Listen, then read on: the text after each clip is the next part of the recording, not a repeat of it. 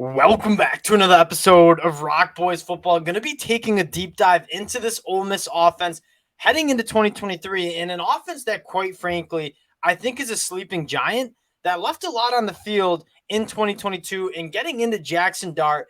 And the thing I want to start with Jaxson Dart that I don't think people talk enough about, I've seen him as a top 5 quarterback in the 2024 NFL draft rankings. And if you were to tell me Jaxson Dart is the best quarterback in the SEC 4 months from now at the end of the season, I probably wouldn't be surprised one bit. You're talking about one of the most talented arms in the SEC, a phenomenal athlete. How does he kind of unlock his next, kind of that next level for Ole Miss heading into 2023? Now, before we do, just want to say thank you to you guys. And the Ole Miss fans, we just talked to Marion Franklin. You guys showed a ton of love. Appreciate you guys rocking with this one. If you do enjoy the content, consider subscribing to the channel. But more importantly, we love talking ball with you guys in the comment section. So let us know what you guys are thinking in the comment section. Appreciate you guys rocking with the boys. Dill, I'm going to kick this one off to you. Jaxson Dart, this Ole Miss offense in 2023, how are we feeling?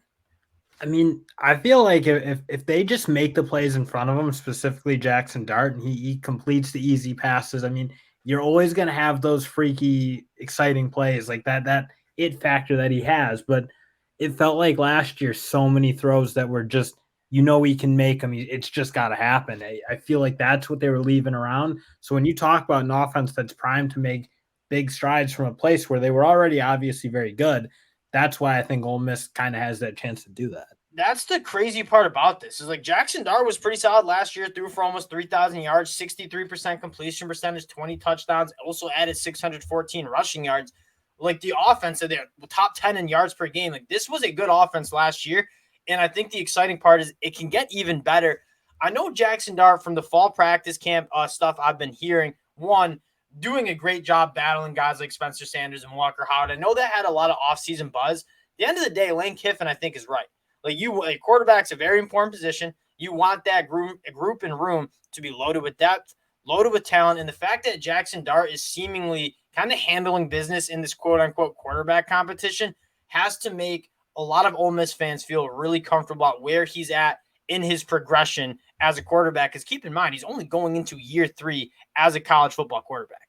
And frankly, you're looking for him to do exactly what Matt Corral did. Like take that jump from being an exciting player who could make plays here and there, but go be a pro. Like that level of quarterback where you're going to get drafted because you make the easy throws. You handle the offense correctly. That's what you essentially need to see. So, I mean, Lane Kiffin's done this over the course of his career, been a very good worker or developer of quarterbacks. If they can take that with Jaxson Dart, I think this team's primed for very, very I love the Matt Corral comp because like you saw Matt Corral during the COVID year in 2020, like struggle with inconsistencies. I think Jaxson Dart was a little bit better than Matt Corral was in 2020, but then you saw Matt Corral take a massive jump in 2021. I wonder if you can see kind of the similar things with Jaxson Dart going into year 3 into 2023. What you hear is that he's connecting with the deep balls. That was my biggest thing is like there would be some deep balls that Lane Kiffin would scheme up. They'd be there and Jaxson Dart would miss it. And I think Jaxson Dart knows he missed it. You start hitting on a couple more of those, like these offensive numbers take a step in the right direction in a big way. I'm going to start off with a hot take. We're 4 minutes in. This is going to be a hot take. I'm wondering what Ole Miss fans think of this. Is this wide receiver room, this pass catcher room, I should say, is it better than it was last year, even though you're losing 2 guys who are going to be playing in the NFL come this fall? I mean, I think you could definitely make an argument for it being so because essentially what you have with Trey Harris and Zachary Franklin is 2 wideouts who I think play the actual wideout position a little better than what they had with Heath and Mingo. I mean, Mingo was a great player, great weapon, but I'm not sure he's the pure wide receiver that Trey Harris or Zachary Franklin is in terms of getting open, being lock solid, catching the football, in just understanding the position in that, or playing the position, not understanding, but playing the position in that sense. Yeah, I see. I'm gonna sound like an asshole. Like Mingo went top 40, and then I think he went 38th overall. Like, and a lot of that was the traits. Like he was a big body that could move down the field. Zachary Franklin, let me cook on Zachary Franklin a little bit. I think probably the most underrated transfer portal addition you saw across the country happened late. It happened quietly. You won't find a wide receiver across the country. And as a UTSA, like I watched a lot of UTSA football. They were kind of my group of 5 team last year. He is so polished. the ball skills are absolutely insane. Like when that football's in the air, he's coming down with it. He can stretch the field. He can run routes. I think he's one of the best wide receivers in all of college football. You have Trey Harris coming in from La Tech, but it's also like not those two only. Jordan Watkins coming back, I think, is really good in the slot. And Dill, watch out. I know you don't follow recruiting kind of like as closely as I do. True freshman Aiden Williams, he's going to play. He's going to play a lot. Well, what I think you might have is a bit more of a well-rounded unit. I mean, with Dayton Wade and Jordan Watkins, we know they're playmakers. They're guys, you want to get the football in their hands, they can run with it. They obviously have that top-end speed to go deep. But I just think Trey Harris and Zachary Franklin, like Zachary Franklin does it all. He can hit big plays. He's polished. He knows how to use his body to shield guys when he's catching those deep balls over his shoulder. Like he's got that like pro wide receiver style to him. But also like he can do what Jonathan Mingo did too. So I just think what you have is a wide receiver unit with a little bit more of a diverse skill set that, again, the sum of the parts I think might be better than the sum of the parts from last year. And we didn't even talk about a tight end room that I think you have a sleeping giant. I mean, Caden Prescorn, you bring in really, really productive tight end coming from Memphis. And then we were just talking about Michael Trigg the other day, like a sleeping giant in terms of the traits that he has. And that's one thing that you're probably working on a little bit is like red zone efficiency. And how do you, like, they were 100th nationally in red zone last year. That was probably, kind of like if you talk about leaving meat on the bone, like that was probably it. I think that if you can unlock a tight end like Michael Trigg, I mean, it's going to help this red zone efficiency in a massive way.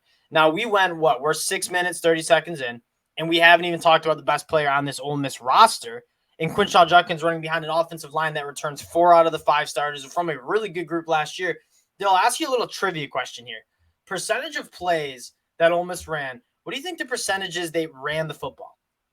My guess would have been right around 20th nationally, because I knew they were running the football a lot, even though that's probably the big, 60% of their plays were run plays. 10th nationally. They ran the ball 10th more. They were the 10th team in rushing attempts per game. I don't know if I got that. I'm not great with numbers.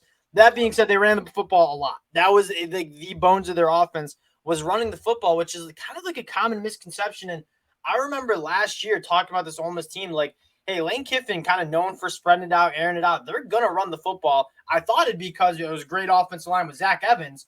And then the 3-star Quinshon Judkins, true freshman, emerges as being that guy. I expect this offensive line to be just as good, if not better. And then obviously Quinshon Judkins going into year 2, you have Ulysses Bentley as well, Jam Griffin. They're going to run the football, and they're going to be one of the best teams in the country to do it. Yeah, and I know we obviously just talked a ton about Jaxson Dart and the pass catchers, but like I don't think Lane Kiffin understands how to coach offensive football. So it's like a lot more than we do. You feed the guys who your stars, and Quinshon Judkins, he's their star. He's going to be the leader of this offense again. So I don't think they're going to go away from that. But I just think in terms of like converting those third and medium type plays and being a little more solid, that's the jump you need to make, because you know everything else. You know this offensive line. It's pretty much returning the whole unit besides Brodker and adding a couple transfers. So that unit should be really buttoned up and ready to rock and roll. Judkins, we know, is going to be a star. He'll probably be a Heisman candidate at some point in his college career.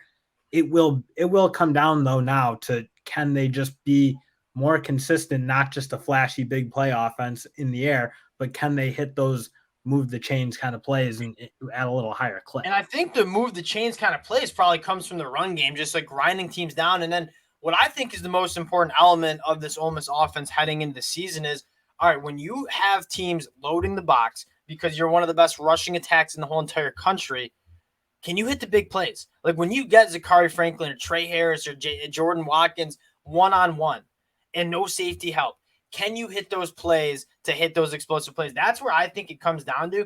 And from what you're hearing, Jaxson Dart has made some serious strides in pushing the ball downfield. He certainly has the arm talent to do it. Kind of like J.J. McCarthy comp. Like as Michigan fans, like J.J. McCarthy had the same problem as Jaxson Dart, would miss some of those throws. It has nothing to do with the arm talent. It just has to do with the timing and the confidence.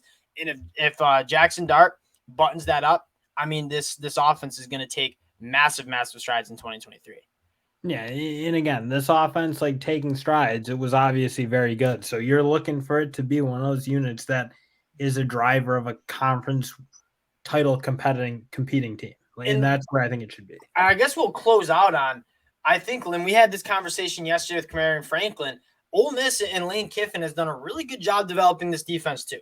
Like, we're not going to take a deep dive into the defense right now because you spent 10 plus minutes on this offense, but this Ole Miss offense, as long as Lane Kiffin's coaching, like, it's going to put up points. It's going to be explosive. It's going to be fun to watch. I think that next step is building that depth and talent pool on the defensive side of the ball. That is coming along. And whether it's like this year they break through and win the SEC, I mean, or in like years, I think they're coming for it because they're getting those playmakers and kind of building that depth and talent on the defensive side too. There's going to be a line out the door to play for this Ole Miss offense if you're a playmaker. If you're a quarterback, you're a wide receiver, you're running back, you want to play in this Ole Miss offense. I think defensively, they're getting a lot better. This is a team to watch in 2023 with a super high ceiling if Jaxson Dart takes that step. Again, interested to know what you guys have to say in the comment section. Appreciate you guys rocking with the boys like you do, and we'll talk to y'all later. Peace.